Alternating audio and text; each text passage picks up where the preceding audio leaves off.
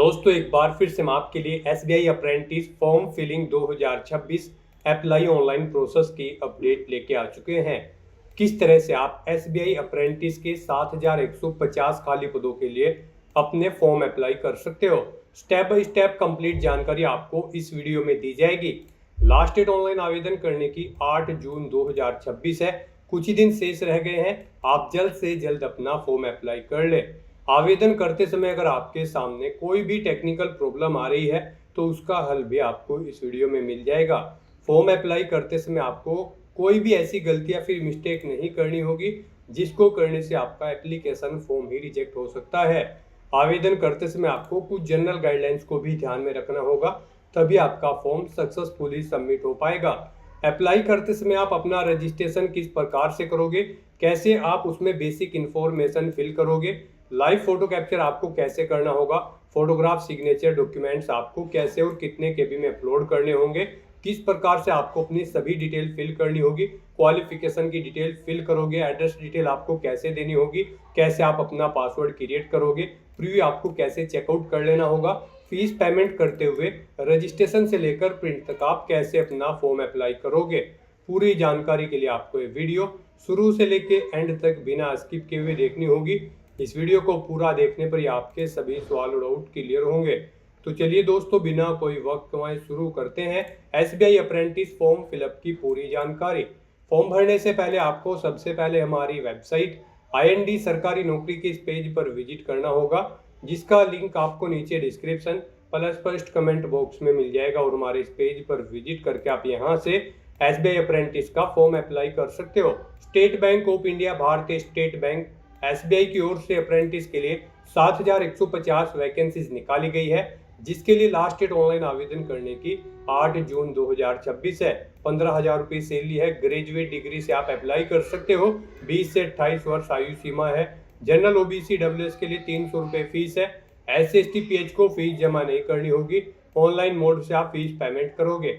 Online written test of local language के आधार पर आपका सिलेक्शन होगा। ऑनलाइन तरीके से आप अप्लाई कर सकते हो। ऑल इंडिया से अप्लाई कर सकते हो। sbi.bank.in की ऑफिशियल वेबसाइट है, जिससे आप फॉर्म अप्लाई कर सकते हो। इंपोर्टेंट लिंक सेक्शन के अंतर्गत ऑफिशियल नोटिफिकेशन पीडीएफ लिंक पर क्लिक करके आप इसके पीडीएफ डाउनलोड कर सकते हो। इसमें आपको यहाँ पर सबसे पहले आवेदन करने की डेट, वैकेंसीज की इंफॉर्मेशन स्टेट वाइज और कैटेगरी वाइज यहाँ पर डिटेल में प्रोवाइड करा दी गई है। साथ ही साथ यहाँ पर आपको ट्रेनिंग सेंटर दे दिए गए हैं और यहाँ पर आपको इसमें क्वालिफिकेशन की डिटेल, एज लिमिट की डिटेल यहाँ पर प्रोवाइड करा दी गई है। एग्जाम पैटर्न आप ऑनलाइन रिटन टेस्ट के लिए चेकआउट कर ले। सब्जेक्ट वाइज पूरा पैटर्न आपको दिया गया है। एग्जाम सेंटर की लिस्ट आप देख सकते हो। साथ ही साथ यहाँ पर आपको सिलेबस डिटेल में टॉपिक वाइज पूरा प्रोवाइड करा दिया गया है। फॉर्म अप्लाई करते समय कैसे आप अपना रजिस्ट्रेशन करोगे, किस प्रकार से आपको अपनी यहाँ पर फोटोग्राफ कैप्चर करना होगा, डॉक्यूमेंट सिग्नेचर आपको कैसे और कितने केबी में अपलोड करने होंगे, कैसे आप अपना थंब इंप्रेशन अपलोड करोगे, सभी गाइडलाइंस आपको इस पीडीएफ में देखने को मिल जाएगी। तो फॉर्म अप्लाई करने से पहले आपको ये ऑफिशियल नोटिफिकेशन की पीडीएफ पूरा पढ़ना अनिवार्य है। इसको पूरा पढ़ने से ही आपके सभी सवाल और डाउट क्लियर होंगे। पीडीएफ रीड आउट करने के बाद में आपको अप्लाई ऑनलाइन के इस लिंक पर क्लिक करना होगा, तो आपके सामने ऑनलाइन आवेदन करने का ये ऑफिशियल पोर्टल ओपन हो जाएगा। गाइस, यहाँ पर अगर आपने पहले से रजिस्ट्रेशन कर रखा है तो आपको login for already registered candidate का ये टैब दिया गया है। आपको इस पर क्लिक करना है। आपके सामने लॉगिन का पॉपअप शो होगा। यहाँ पर आपको अपना रजिस्ट्रेशन नंबर एंटर करना है, पासवर्ड एंटर करना है, ये कैप्चा कोड यहाँ पर एंटर करना है और उसके बाद सबमिट के इस ऑप्शन पर क्लिक करते हुए आपको लॉगिन करके अपना फॉर्म अप्लाई कर लेना है। और अगर आप इस भर्ती के लिए फर्स्ट टाइम अप्लाई करने जा रहे हो तो सबसे पहले यहाँ पर आपको अपना रजिस्ट्रेशन करना होगा। उसके लिए आपको click here for new registration की टैब दी गई है। आप इस पर क्लिक करें, आपके सामने रजिस्ट्रेशन का फॉर्म ओपन हो जाएगा। इसमें आपको अपनी बेसिक इन्फॉर्मेशन प्रोवाइड करते हुए रजिस्ट्रेशन करना है। सबसे पहले यहाँ पर आपको अपना फर्स्ट नेम एंटर करना है, उसे कन्फर्म कर लेना है। मिडिल नेम, लास्ट नेम है तो वो आप एंटर करें और इन्हें कन्फर्म कर लें। नहीं है तो इन कॉलम्स को आप खाली छोड़ सकते हैं, मिडिल नेम और लास्ट नेम के। फिर यहाँ पर आप जो नाम प्रोवाइड कराएंगे उसके अकॉर्डिंग यहाँ पर आपको आपका फुल नेम शो कर दिया जाएगा। उसके बाद गाइज यहाँ पर आपको अपना मोबाइल नंबर एंटर करना है, उसे एक बार फिर से एंटर करके कंफर्म कर लेना है। कोई अल्टरनेट मोबाइल नंबर या लैंडलाइन नंबर है तो आप एंटर कर दें, नहीं है तो इस कॉलम को खाली छोड़ दें। फिर यहाँ पर आपको अपनी ईमेल आईडी एंटर करनी है। यहाँ पर आप अपनी ईमेल आईडी एंटर करें, उसके बाद का डोमेन सेलेक्ट करें जिस पर आपकी ईमेल आईडी है। फिर यहाँ पर आप अपनी कंप्लीट ईमेल आईडी टाइप करें, ये कैप्चा कोड आप यहाँ पर एंटर करें और उसके बाद सेव एंड नेक्स्ट के इस ऑप्शन पर क्लिक कर दें। इस तरह से यहाँ पर आपका रजिस्ट्रेशन सक्सेसफुली कंप्लीट हो चुका है। आपको एक रजिस्ट्रेशन नंबर और पासवर्ड यहाँ पर प्रोवाइड कर दिया गया है। ये रजिस्ट्रेशन नंबर और पासवर्ड आपके रजिस्टर्ड मोबाइल नंबर और ईमेल आईडी पर भी सबमिट कर दिए गए हैं। आपको इन्हें केयरफुली नोट डाउन करके रख लेना है फ्यूचर यूज के लिए। और गाइज यहाँ पर अब आपको अपना मोबाइल नंबर और ईमेल आईडी वेरीफाई करने हैं। उसके लिए आपको ये कैप्चा कोड पहले यहाँ पर एंटर करना है, फिर सेंड ओटीपी के इन ऑप्शन पर क्लिक करना है। फिर 1 बाय 1 करके आपके मोबाइल नंबर और ईमेल आईडी पर ओटीपी जाएंगे। वो ओटीपी यहाँ पर आपको एंटर करते हुए अपना मोबाइल नंबर और ईमेल आईडी वेरीफाई कर लेने हैं। उसके बाद आपको अपना फोटो और सिग्नेचर यहाँ पर अपलोड करने हैं। इस पेज को नीचे स्क्रॉल करते हुए यहाँ पर आपको अपना recent passport size photo upload करना है। फिर आपको अपना लाइव फोटो कैप्चर करना है। उसके बाद आपको अपने सिग्नेचर अपलोड करने हैं। इनके लिए आपको गाइडलाइन दी गई है। यहाँ पर आपको guideline for scanning the photograph and signature के इस लिंक पर क्लिक करना है। उसके बाद आपके सामने ये पीडीएफ ओपन होगी। यहाँ से आप चेकआउट कर सकते हो। जो आप अपना पासपोर्ट साइज फोटो अपलोड करेंगे उसकी डायमेंशन 4.5 सेंटीमीटर इंटू 3.5 सेंटीमीटर होनी चाहिए। 20 KB से 50 KB के बीच में आपका फोटो यहाँ पर होना चाहिए। सिग्नेचर यहाँ पर आपको ब्लैक इंक पेन से करने हैं एक वाइट पेपर पर। यहाँ पर इनकी डायमेंशन 140 इंटू 60 पिक्सल होनी चाहिए। 10 KB से 20 KB के बीच में आपकी फाइल का साइज यहाँ पर होना चाहिए। तो इस गाइडलाइन को ध्यान में रखते हुए आपको अपना फोटो और सिग्नेचर अपलोड करने हैं, अदरवाइज आपका फॉर्म यहाँ पर रिजेक्ट हो सकता है। तो यहाँ पर आपको अपना फोटो अपलोड करने के लिए ब्राउज के इस ऑप्शन पर क्लिक करना है, फाइल को सिलेक्ट कर लेना है और अपना पासपोर्ट साइज फोटो यहाँ पर आपको अपलोड कर देना है। उसके बाद यहाँ पर आपको अपना लाइव फोटो कैप्चर करना है। आप वेब कैमरा के थ्रू अपना लाइव फोटो कैप्चर कर सकते हैं। आप कैप्चर फोटो के ऑप्शन पर क्लिक करें और वेब कैमरा के थ्रू अपना लाइव फोटो यहाँ पर कैप्चर कर ले। और अगर आपके पास वेब कैमरा नहीं है तो फिर आप मोबाइल के थ्रू अपना फोटो कैप्चर कर सकते हैं। उसके लिए आपको क्लिक हेयर टू स्कैन के इस ऑप्शन पर क्लिक करना है। ये QR कोड आपको शो होगा, आप इसे अपने मोबाइल से स्कैन करें। आपके मोबाइल में जो भी QR कोड स्कैनर ऐप होगा उसके थ्रू आप इसे स्कैन करें। फिर यहाँ पर आपके मोबाइल पर एक लिंक जाएगा जिस पर क्लिक करते हुए आप अपना लाइव फोटो यहाँ पर कैप्चर कर लेंगे। फोटो कैप्चर करते समय आपको कुछ चीज़ों का ध्यान रखना होगा। जब आप अपना फोटो कैप्चर करेंगे उस स्थान पर प्रॉपर वे में लाइट होनी चाहिए जहाँ पर आप अपना फोटो कैप्चर करेंगे। सिंपल प्लेन बैकग्राउंड आपका होना चाहिए। फोटो कैप्चर करते समय आपको अपने चेहरे पर कोई मास्क, चश्मा या कानों में ईयरफोन्स वगैरह नहीं लगाने हैं। इस तरह से यहाँ पर आपको अपना लाइव फोटो कैप्चर कर लेना है। फिर आपको इस चेकबॉक्स को ओके करना है। उसके बाद यहाँ पर आपको अपने सिग्नेचर अपलोड करने हैं।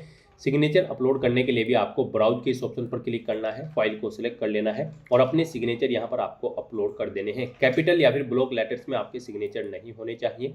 अपना फोटो और सिग्नेचर अपलोड करने के बाद फिर आपको इस चेकबॉक्स को भी ओके करना है और उसके बाद गाइस नेक्स्ट के इस ऑप्शन पर क्लिक करना है। फिर आपके सामने कुछ इस तरह से इंटरफेस ओपन होगा। अब यहाँ पर आपका फॉर्म स्टार्ट हो चुका है। आपको यहाँ पर सबसे पहले अपना स्टेट सिलेक्ट करना है, जिस स्टेट से आप बिलोंग करते हैं। उसके बाद आपको अपने स्टेट की ऑफिशियल लैंग्वेज सिलेक्ट कर लेनी है। आपके स्टेट के अकॉर्डिंग यहाँ पर आपको ऑप्शन मिलेंगे। आप अपनी ऑफिशियल लैंग्वेज सिलेक्ट करें, यानी कि उस स्टेट की जो ऑफिशियल लैंग्वेज है वो आप सिलेक्ट कर लें। उसके बाद यहाँ पर आपको बताना है आप अपना जो पेपर है वो इंग्लिश और हिंदी मीडियम में चाहते हैं या फिर इंग्लिश एंड उर्दू। ये ऑप्शन भी यहाँ पर आपको आपकी ऑफिशियल लैंग्वेज के अकॉर्डिंग शो होंगे। आपकी स्टेट की जो ऑफिशियल लैंग्वेज होगी उसके अकॉर्डिंग यहाँ पर आपको ऑप्शन शो होंगे। आप अपने अकॉर्डिंग ऑप्शन सेलेक्ट करें। फिर आपसे पूछा गया है आपकी जो ऑफिशियल लैंग्वेज है उस स्टेट की, जिस स्टेट के लिए आप अप्लाई कर रहे हैं उस लैंग्वेज में आपको रीडिंग, राइटिंग और स्पीकिंग में यहाँ पर प्रोफिशिएंसी है तो यहाँ पर भी आपको येस ऑप्शन सेलेक्ट करना है। आपके पास ये जो ऑफिशियल लैंग्वेज है वो 10वीं और 12वीं में एक सब्जेक्ट के तौर पर थी तो यहाँ पर भी आपको येस या नो अपने अकॉर्डिंग ऑप्शन सेलेक्ट कर लेना है। फिर यहाँ पर आपको अपने स्टेट के डिस्ट्रिक्ट सेलेक्ट करने हैं जहाँ पर आप जॉब करना चाहते हैं। यहाँ पर आपको 3 ऑप्शन दिए गए हैं, आप 3 डिस्ट्रिक्ट सेलेक्ट करें। उसके बाद आपको अपनी कैटेगरी यहाँ पर सेलेक्ट कर लेनी है। यहाँ पर अगर आप रिजर्व कैटेगरी से बिलोंग करते हैं तो फिर यहाँ पर आपको अपनी सब कास्ट एंटर करनी होगी। आप अपनी कास्ट यहाँ पर एंटर करें। उसके बाद आपसे पूछा गया है कि क्या आप PWBD कैंडिडेट है और आपकी डिसेबिलिटी 40% से अबव है। अगर है तो आप येस करेंगे, अपनी डिसेबिलिटी का टाइप सेलेक्ट करेंगे और फिर यहाँ पर आप अपनी सब टाइप ऑफ डिसेबिलिटी सेलेक्ट करेंगे। उसके बाद यहाँ पर आपको अपनी डिसेबिलिटी की डिटेल देनी होगी और अगर आप PWBD कैंडिडेट नहीं है तो फिर आप सिंपली नो ऑप्शन सेलेक्ट करेंगे। फिर आपको आगे के ये ऑप्शन डिसेबल कर दी जाएंगे, आपको ये डिटेल्स नहीं देनी होंगी। उसके बाद आपसे पूछा गया कि क्या आप person with specified disability cover करना चाहते हैं under the definition of section 2S के। अगर चाहते हैं तो आप यस करेंगे और उसकी डिटेल देंगे, नहीं चाहते हैं तो आप नो ऑप्शन सेलेक्ट कर लेंगे। फिर आपसे पूछा गया है आपका रिलीजन, यहाँ पर आप अपना रिलीजन सेलेक्ट करें। आप माइनॉरिटी कम्युनिटी से बिलोंग करते हैं तो येस ऑप्शन सेलेक्ट करेंगे, नहीं तो नो ऑप्शन सेलेक्ट कर लेंगे। उसके बाद आपसे पूछा गया है क्या आपने यहाँ पर national apprenticeship promotion scheme NAPS portal पर अपना रजिस्ट्रेशन कर रखा है, तो आपका रजिस्ट्रेशन यहाँ पर होना जरूरी है, तो यहाँ पर आप येस ऑप्शन सेलेक्ट करेंगे।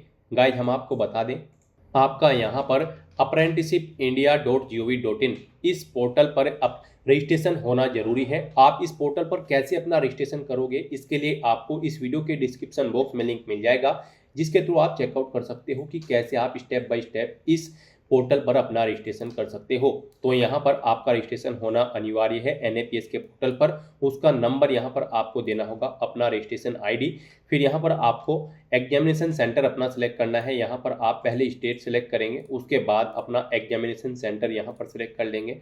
फिर आपको अपनी पर्सनल डिटेल देनी है, इसमें आपको पहले अपनी डेट ऑफ बर्थ सेलेक्ट करनी है, फिर आपको अपना जेंडर सेलेक्ट करना है। उसके बाद गाइज यहाँ पर आपको पूछा गया है कि क्या आप जुड़वा भाई बहन हैं, अगर हैं तो आप यस करें और फिर उनके जेंडर सेलेक्ट करें और नाम दें, नहीं है तो नो ऑप्शन आप सेलेक्ट कर लेंगे। फिर यहाँ पर आपको अपना मैरिटल स्टेटस बताना है, आप मैरिड हो या फिर अनमैरिड। फिर यहाँ पर आपको अपने फादर का first name, middle name, last name enter करना है। मिडिल नेम लास्ट नेम नहीं है तो इन कॉलम को आप खाली छोड़ सकते हैं। उसके बाद आपको अपनी मदर का नाम यहाँ पर एंटर करना है, उनका मिडिल नेम लास्ट नेम है तो वो आप एंटर कर दें, नहीं है तो इन कॉलम को खाली छोड़ दें।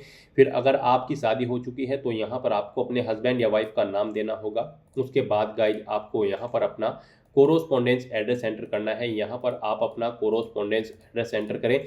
उसके बाद यहाँ पर आपको अपना परमानेंट एड्रेस एंटर करना है, यहाँ पर आप अपना परमानेंट एड्रेस एंटर करें। और अगर आपका परमानेंट एड्रेस आपके कोरोस्पोंडेंस एड्रेस के अकॉर्डिंग सेम है तो आप same as address for correspondence में इस चेकबॉक्स को ओके कर देंगे। ऑटोमेटिकली आपका परमानेंट एड्रेस आपके कोरोस्पोंडेंस एड्रेस के अकॉर्डिंग यहाँ पर फिल हो जाएगा। इस तरह से यहाँ पर आपको अपनी डिटेल प्रोवाइड करनी है। फिर यहाँ पर आपको GST इनवॉइसिंग एड्रेस सेलेक्ट कर लेना है। आप इस भर्ती प्रोसेस के दौरान जिस एड्रेस पर कम्युनिकेट करना चाहते हैं, कोरोस्पोंडेंस एड्रेस या फिर परमानेंट एड्रेस, वो आप सेलेक्ट कर लेंगे। फिर यहाँ पर आपको आपकी कैटेगरी के अकॉर्डिंग एप्लीकेशन फीस का अमाउंट देखने को मिल जाएगा। यहाँ पर इस तरह से अपने सभी डिटेल्स प्रोवाइड करने के बाद आपको वैलिडेट योर डिटेल के ऑप्शन पर क्लिक करके अपनी ये सभी डिटेल्स वैलिडेट कर लेनी है। और उसके बाद गाइड फिर आपको यहाँ पर सेव एंड नेक्स्ट के इस ऑप्शन पर क्लिक करना है। नेक्स्ट यहाँ पर आपको अपनी एजुकेशनल क्वालिफिकेशन, एक्सपीरियंस और लैंग्वेजेस की डिटेल प्रोवाइड करनी है। गाइड यहाँ पर इस भर्ती में पार्टिसिपेट करने के लिए आपका कम से कम ग्रेजुएट डिग्री पास आउट होना जरूरी है, किसी भी स्ट्रीम के अंतर्गत किसी वेल रिकॉग्नाइज्ड यूनिवर्सिटी से। तो यहाँ पर आपको सबसे पहले अपनी ग्रेजुएशन की डिटेल देनी है। अप्रेंटिस की इस पोस्ट पर अप्लाई करने के लिए सबसे पहले यहाँ पर आपको बताना है आपने किस स्ट्रीम में अपनी ग्रेजुएशन पास आउट कर रखी है। आर्ट, कॉमर्स, साइंस, एग्रीकल्चर या फिर जिस भी डिसिप्लिन में आपने कर रखी है वो आप यहाँ पर सेलेक्ट करें। यूनिवर्सिटी या कॉलेज का नाम यहाँ पर एंटर करें। पासिंग डेट आप सेलेक्ट करें। यहाँ पर कितने मार्क्स आपने ऑब्टेन किए हैं अपनी ग्रेजुएशन में वो आप एंटर करें। CGPA ऑब्टेन किया है तो वो यहाँ पर आप एंटर करें। मार्क्स है तो फिर यहाँ पर आप मार्क्स के कॉलम में अपने मार्क्स एंटर करेंगे। टोटल कितने मार्क्स थे जिसमें से आपने मार्क्स ऑब्टेन किए हैं वो आप एंटर करें। और यहाँ पर अपनी परसेंटेज आप एंटर कर दें, कितने % मार्क्स आपने ऑब्टेन किए हैं। फिर यहाँ पर आपको बताना है आपकी फर्स्ट क्लास है, सेकंड है या फिर आप पास आउट है, आप अपने अकॉर्डिंग ऑप्शन सेलेक्ट कर लेंगे।